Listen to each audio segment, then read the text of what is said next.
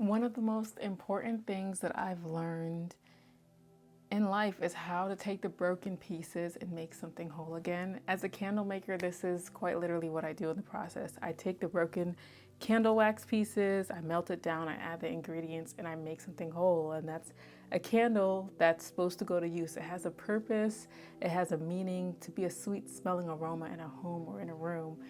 And I kind of use this as a way to reflect on life and how in our seasons we go through hardship, right?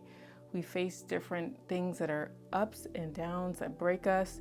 And I've always tried to remind myself to just continue to keep going. And I want to remind you guys to just don't give up.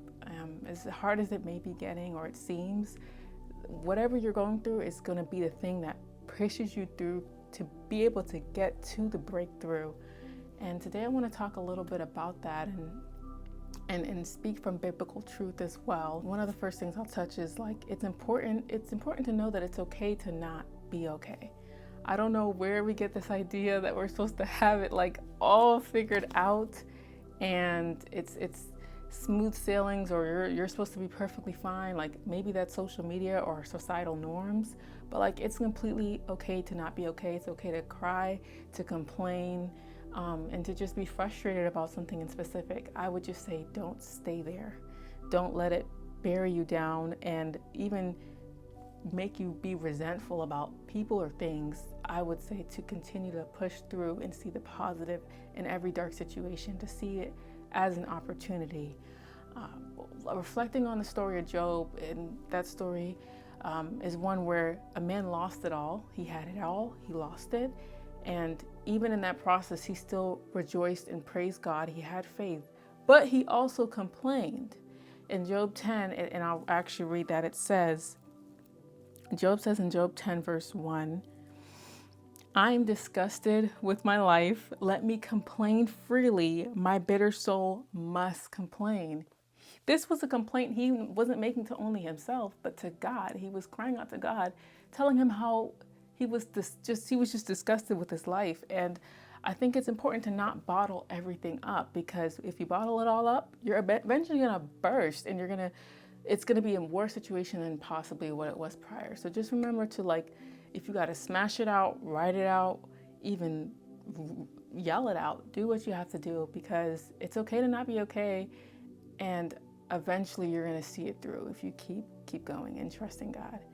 Secondly, remember to rest in God. Like, remember to reset, to give yourself some time to really internalize everything that you might have gone through, because if you don't, you might not even be able to like realize what the problems were or the ways you can fix it moving forward. So as of recently, I actually had a season of rest, and I'm still kind of going through it, where I had to sit down for a while because I was sick, and God really spoke to me and he allowed me to see my patterns and ways I need to fix them to be in a better situation.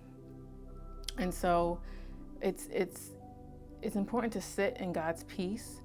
And my most recent week, I was going through a lot, and someone sent me 3 verses. And those 3 verses, I didn't even realize I would need them so much by the end of the week. I'll share those verses with you guys so that you can also bury them in your heart and keep them with you if you ever need to pull them out. The first one is Psalms 94, verse 19.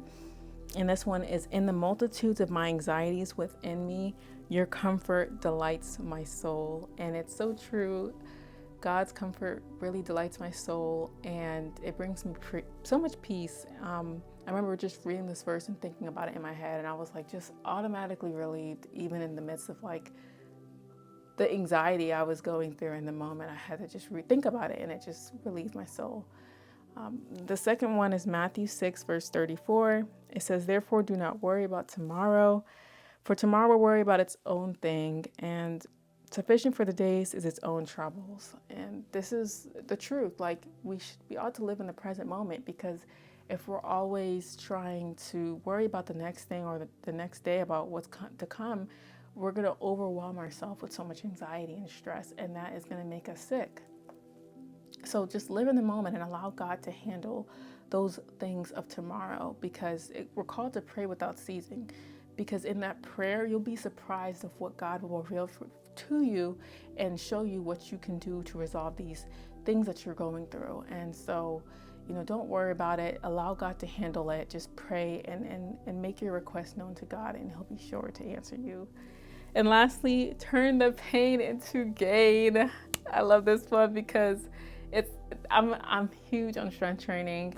And what you learn in the strength training process is that in order to build the muscle, you have to break it down first. So that pain that you're going through, it eventually turns into gain. And we ought to remember this even in the midst of our troubles, is that like the pain we're going through is going to be something on the other side is gain. Something that we learned through that helped us to get through our breakthrough. I honestly, when I'm going through everything, I'm telling God, are we there yet, Lord? I'm tired of dealing with this. I really need some help. And eventually I get to the end of the tunnel, and I'm seeing like the beautiful view and everything that's like what I went through, and it was so worth it. Like the journey is always worth it. It's hard, but it's worth it. So don't let your pain be in vain. Make sure that you turn it into gain, and that it actually goes to use, so that you can be able to then testify and help others and be a light for others. So I hope these words were words of encouragement, words of that could be a light onto your path and a lamp onto your feet. And I hope you guys continue to stay blessed and highly favored. Know that God loves you and He's always there for you.